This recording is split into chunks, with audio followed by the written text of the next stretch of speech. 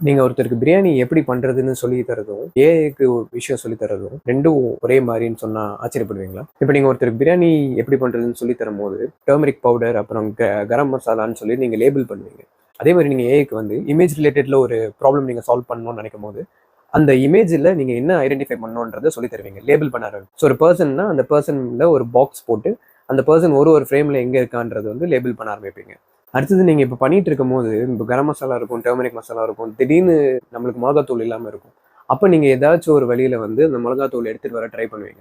இதே மாரி சில ப்ராப்ளம்ஸ்லாம் ஏஐலயும் வரும். ஸோ இன்கேஸ் நீங்க டேட்டா செட்ன்றத கலெக்ட் பண்ணிருக்கும்போது, இமேஜஸ்லாம் நெறைய இருக்கும். பட் இன்னமும் அதிக தேவைப்பட்டிருக்கும்போது, நீங்க அந்த கலெக்ட் பண்ண இமேஜஸே வந்து ரொட்டேட் பண்ணுவீங்க, ஷேர் பண்ணுவீங்க, இல்ல ஸ்கேல் அப் பண்ணுவீங்க. ஸோ இது எல்லாமே வந்து உங்களுக்கு ப்ரீ ப்ராசஸிங்ன்ற ஒரு ஃபேஸ்ல ஆட் ஆகும்.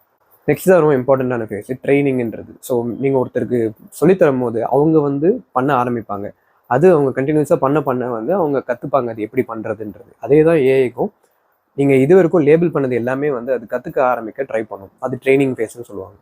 ட்ரெய்னிங் முடிஞ்ச உடனே ஒரு மாடல்ன்றது ஒண்ணு உருவாகும். அத வந்து நீங்க மெட்ரிக்ஸ் மூலியமா அனலைஸ் பண்ணலாம். ஸோ இந்த மெட்ரிக்ஸ் எப்படின்னா, அது நீங்க பண்றது எப்படின்றத இன்னும் பெட்டர் ஆக்க ட்ரை பண்ணும். நீங்க இன்கேஸ் இந்த இன்னும் கொஞ்சம் தயிர் போடலாம், இன்னும் புளிப்பு எடுத்துட்டு வரலாம், உப்பு ஆட் பண்ணலாம். இந்த மாதிரி நீங்க பிரியாணியில சொல்லும்போது, ஏஐ ரிலேட்டட்ல வந்து ஹைப்பர் பேராமீட்டர் டியூனிங்னு சொல்லுவாங்க. ஸோ அதில் வந்து நீங்க பேட்ச் சைஸ் இன்க்ரீஸ் பண்ணலாம். அதை இன்னும் எக்ஸ்ட்ரா இமேஜஸ் நீங்க அப்லோட் பண்ணலாம். இல்ல ப்ரூனிங்னு சொல்லுவாங்க. ஸோ அது நீங்க பெரிய நெட்வொர்க்கா இருந்துச்சுன்னா அந்த குட்டியா நீங்க கட் பண்றது. நெக்ஸ்ட் தான் டிப்ளாய்மெண்ட் ஃபேஸ்.